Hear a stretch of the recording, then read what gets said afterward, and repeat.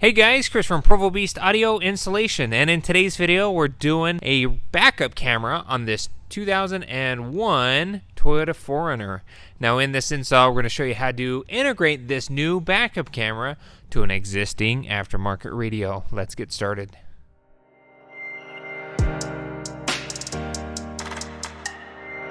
Here at the bench, the kit that we're using for install here today is the Natica license plate mountable kit. Now this comes with a universal mount and a license plate mount. Out of the box, it'll already come on the universal mount here, and that universal mount is easy to remove. We just reattach the camera to our license plate mount, as we'll be mounting it in the license plate location. Now additional with this kit is your main harness here. You can power this camera because it doesn't have LEDs. You can either power this camera just directly off of reverse power, so it's going to draw that power on the reverse light, power, and ground wire, or you can wire this camera on accessory, meaning it's going to be on whenever the radio is on, but you'll have to run another wire to be a trigger wire in order for your radio to know when you're in reverse, because we're going to repurpose our trigger wire to be a power wire. So with that being said, what we need to do at this point in time is start taking apart the hatch area. We're going to run this, mount this, and run it through the hatch, and then we'll join it up with our wiring harness here, and we're going to run this all the way to the radio.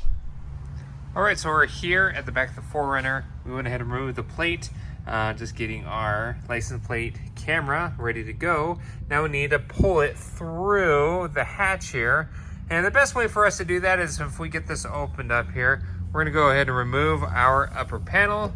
Now we'll have to run it down the channel here. There's a channel that runs through. This is probably the hardest part from this point down to go through this grommet into the cabin of the 4Runner. Once we get our wiring out here, then essentially we can run this forward all the way to our aftermarket radio. Additionally, here we need to tap into the reverse light for a reverse signal because our radio needs to have that trigger wire. That is our plan of attack here. First thing we need to do is tear apart the hatch so we can start running our wire.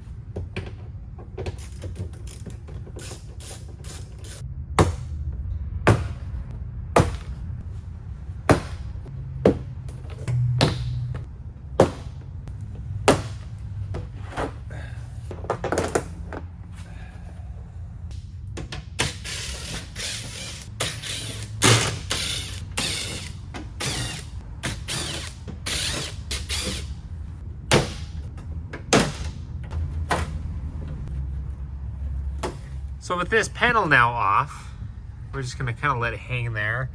We gotta fish our wire through that channel with the factory wiring. You see that down there? We'll probably use a metal hanger or a way to fish that. We gotta pop this end out so we can receive it. Then we'll work it through that rubber grommet. There, we can fish our wire up underneath the phone padding here. It comes out right here. Our camera's there with the wire run through.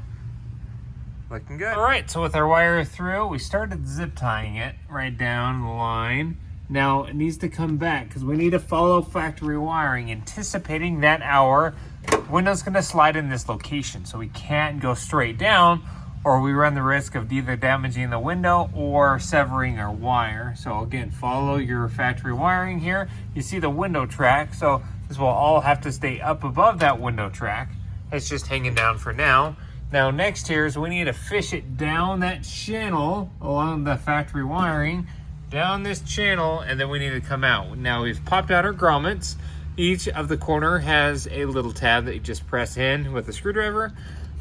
We pop this open, and we also open this as well.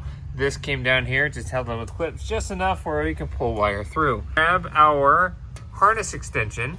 We're gonna tape it to that, and we're gonna fish it down this channel out to this point.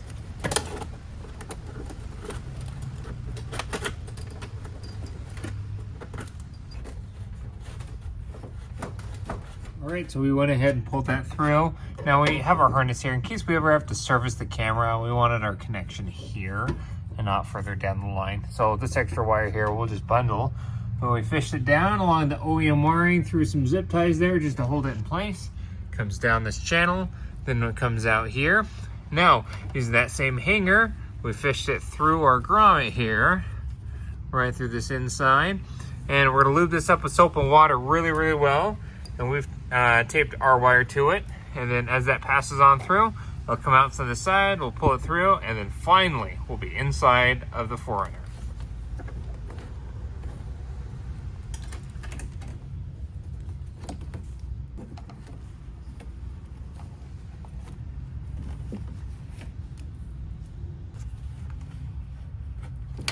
All right, so we pulled that on through here. We had to put the rubber back on there, put it back in our bracket, and pulled it on through here, and here we are.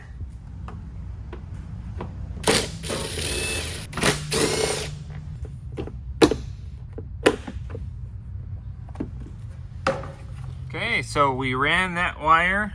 We pulled our weather stripping, ran it all the way down here. Now, if you pull out your anchor point, there's a Phillips screw there. It kind of gives you some wiggle room so you can get in here. There is a nice factory ground bolt location right there, as you can see. And any wire here in a Toyota that's white with the black stripe is a ground wire. So we actually just went ahead and stripped that wire back, and we're gonna solder onto that wire here. And that's gonna be our black wire ground. Now, hook up this red power wire. It connects to this wire, it runs in parallel too, because the theory behind it is if you connect that power wire just to the positive wire of your reverse light, it'll also put 12 volts to this as a trigger wire, and will trigger the radio over to reverse. The only downside of this is this camera is only going to work when you're backing up, and our radio may have the function to call upon that camera at any time versus just in reverse. And so that's kind of the benefit of if we run our power off of accessory, we can use that camera more often. So instead we'll run off accessory, but if we want to power this camera, we're going to repurpose this wire to actually send power into this wire.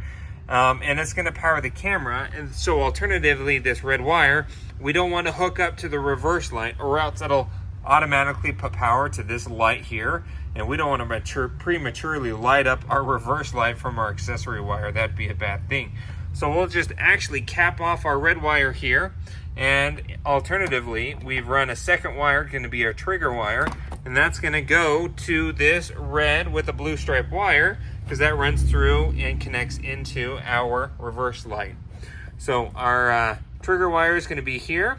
We're going to cap off our red wire. We're going to run 18 gauge wire to trigger our radio to go in reverse. So we have that taped all the way up here. So we're going to start fishing this all the way to the dash. So we got our reverse trigger wire, extra wire we're running, and we're essentially just tapping into that. If you don't want to do what we did, you can certainly use a T-tap. We like to solder. It's just a more solid connection. But we got that in there here. Like I said, the ground's already done back there. We just need to solder and tape up those connections.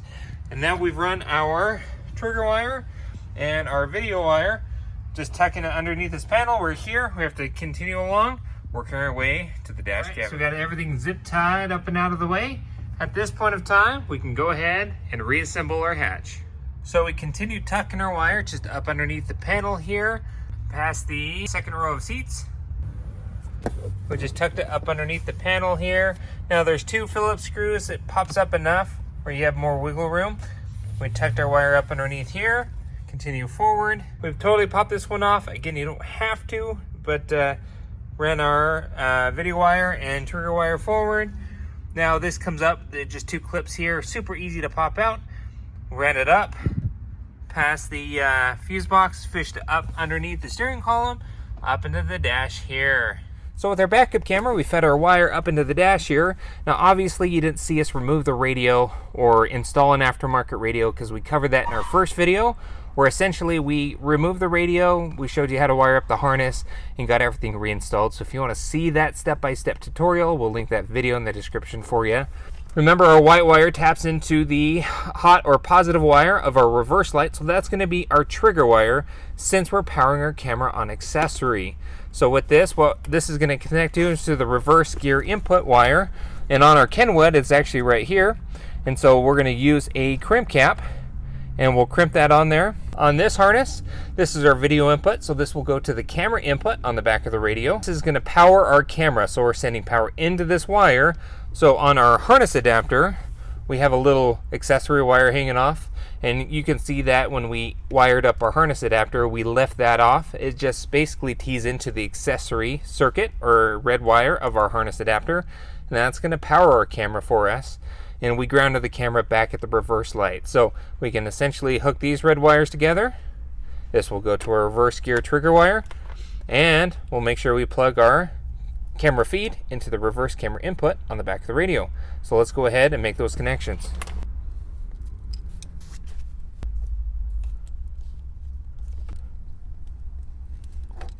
Alright, so that completes our connections there for our reverse camera. We can go ahead and get the radio back in the dash. Okay, now it's always a good idea to test everything to ensure it's working properly. Alright, so with the radio all back in, let's go ahead and double check our backup camera. Now it's always a good idea to go into the settings of your radio just to ensure that your camera is all set up correctly. So we're going to go to our rear camera input. We've set it to on, interruption on. We can turn on or off our guidelines. We're going to keep them off for now. So everything's looking good there on the radio. Go ahead and put it in reverse. There is our camera. It's working great. Pull it out of reverse.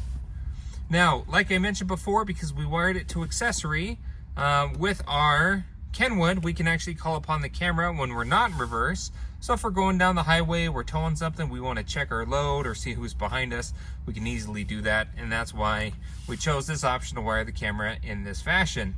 That's about it for this backup camera install. If you want to see how we did the radio and that full install, like mentioned before, we'll link that video in the description along with those parts.